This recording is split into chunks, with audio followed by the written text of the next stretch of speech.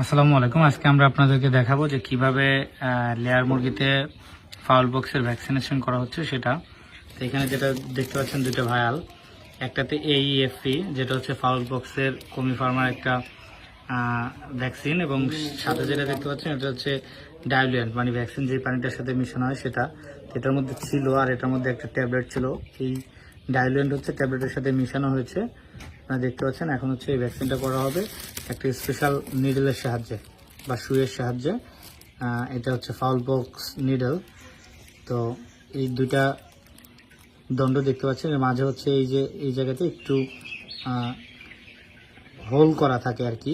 তো এটা হচ্ছে এই ভ্যাকসিনের মধ্যে চুবিয়ে তারপর হচ্ছে মুরগির যে পাখনা রয়েছে, পাখার যে পালকবিহীন যে চামড়া, সেখানে হচ্ছে এই সুই ফুটিয়ে দেওয়া হয়। সেটা কীভাবে দেওয়া হচ্ছে একটু পরে আপনাদেরকে দেখাচ্ছি।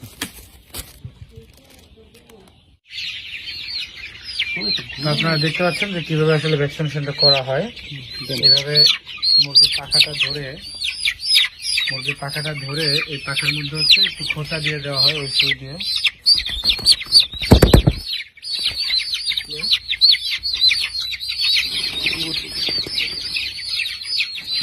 এই পাশে